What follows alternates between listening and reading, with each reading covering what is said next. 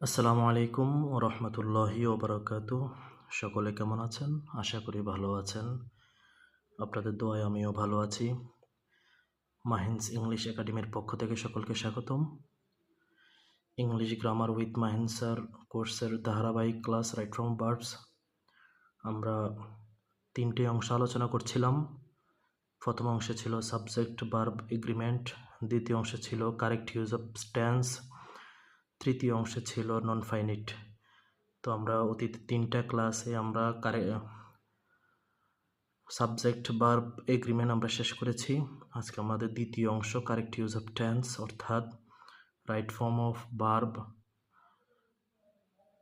এর ক্ষেত্রে টেন্সের ব্যবহারটা কিভাবে সঠিকভাবে করা যায় সেই অনুযায়ী আমরা কিছু নিয়ম দেখব, খুবই গুরুত্বপূর্ণ। আশা করি আপনারা সকলে দেখবেন এবং পড়বেন।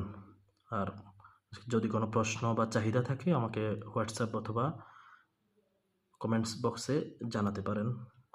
ক্লাস সম্পর্কে কোনো চাহিদা থাকলে সেটাও জানাবেন। তো আমরা 1 নম্বর রুলস দেখতে পাচ্ছি, নির্দিষ্ট কোনো সময় উল্লেখ নেই এমন সেন্টেন্সে যদি অলওয়েজ, ডেইলি, অফেন, অফেন শব্দটা অফেন অফটেন দোনোটাই উচ্চারণ সঠিক, সামটাইমস,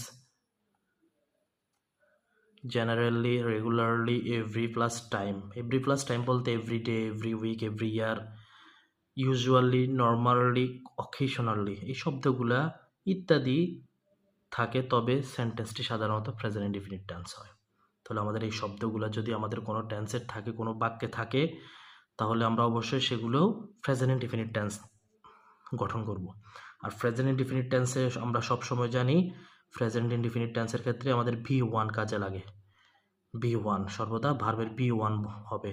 আর আমরা প্রথম যে রুলসটা পড়ছিলাম, বেসিক নিয়ম, সেখানে আমরা পড়ছি প্রেজেন্ট ইনডিফিনিটের ক্ষেত্রে ভার্ব সাবজেক্ট যদি থার্ড পারসন সিঙ্গুলার হয়, ভার্বের সাথে এস বা ইএস যুক্ত করবে।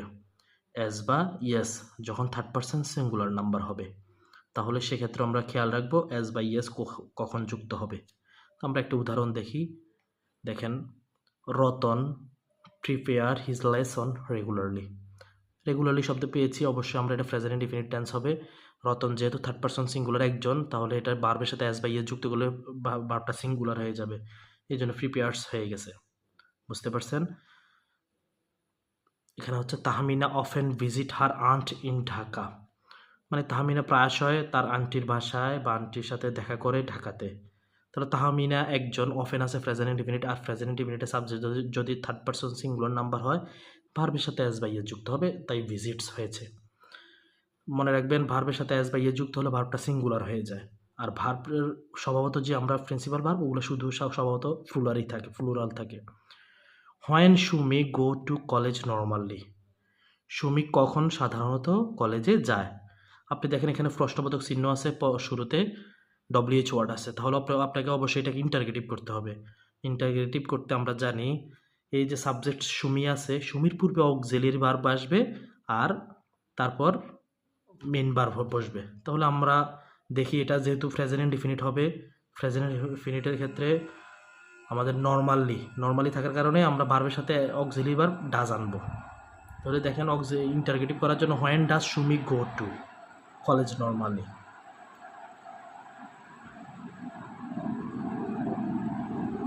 তো এই হচ্ছে, এই শব্দগুলো থাকলে তাহলে আমরা বুঝতে পারলাম যে আচ্ছা, তাহলে আমরা বুঝতে পারছি এই শব্দগুলো থাকলে আমাদের টেন্সটি প্রেজেন্ট ইনডিফিনিট টেন্স হবে।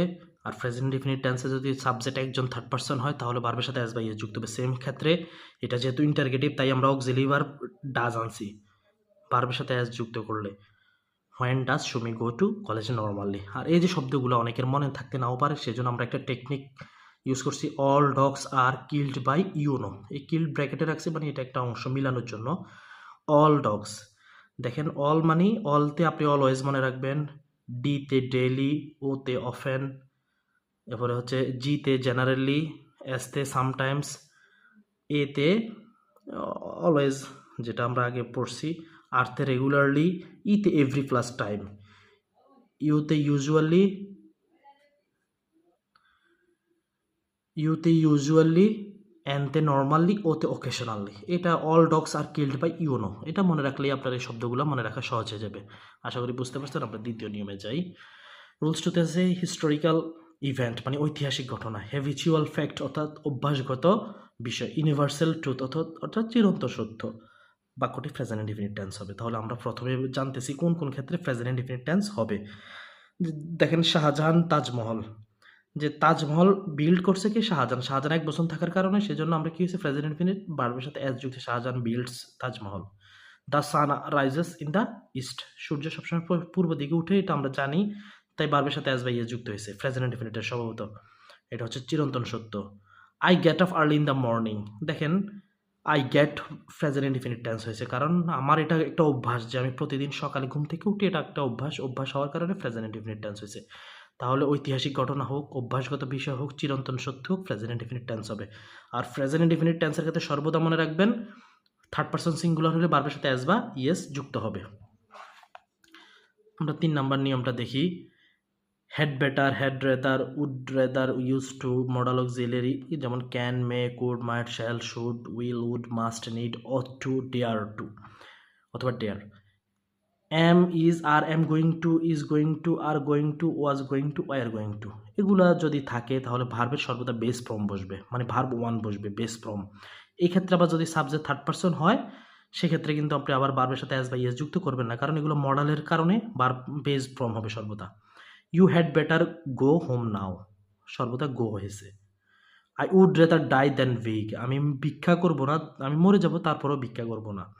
The drivers ought to obey the traffic rules, দেখেন অট টু থাকার কারণে অবে বেস ফর্ম হয়েছে। They use to bath in the river everyday, এখানে ভার্ব যেহেতু ইউজ টু আছে, এই ইউজ টু, এই কারণে এখানে ভার্ব 1 হয়েছে। আপনি ইউজ টু নিয়মটা একটু ভালো করে খেয়াল রাখবেন। শুধু ইউজ টু থাকলে ভার্ব 1 হবে, আর বি ইউজ টু এর আগে এম ইজ কোনো একটা অক্সিলারি ভার্ব থাকলে তাহলে ভার্ব প্লাস আইএনজি হবে, আমরা এটা সামনে পড়ব। তাহলে শুধু ইউজ টু থাকলে ভার্ব 1 হবে, ইউজ টুর পূর্বে কোনো অক্সিলারি ভার্ব থাকলে তাহলে অবশ্যই সেটা ভার্ব প্লাস আইএনজি হবে। আশা করি আপনারা এই 3টা রুলস বুঝতে পারছেন। আমরা টেন্সের যে কারেক্ট ইউজ অফ টেন্সের পরবর্তী ক্লাসে আমরা উপস্থিত হব। যদি ক্লাসটি আপনারা বুঝে থাকেন অবশ্যই শেয়ার করবেন সকলের সাথে। আর যে কোনো পরামর্শ থাকলে সেটা আমাকে জানাবেন, ক্লাসটি কেমন লেগেছে সেটাও জানাবেন। আর আপনারা মনে রাখবেন রাইট ফ্রম ভার্ব আমার ক্লাসগুলো করলে আশা করি আপনাদের জন্য আর কোনো কিছু লাগবে না, বিশেষ করে যে কোনো কম্পিটিটিভ এক্সাম এবং এইচএসসি ছাত্রছাত্রীদের জন্য এর বাইরে আর কিছু পড়তে হবে বলে আমি মনে করি না। ধন্যবাদ। আসসালামু আলাইকুম রহমতুল্লাহি ওয়া বারাকাতুহু।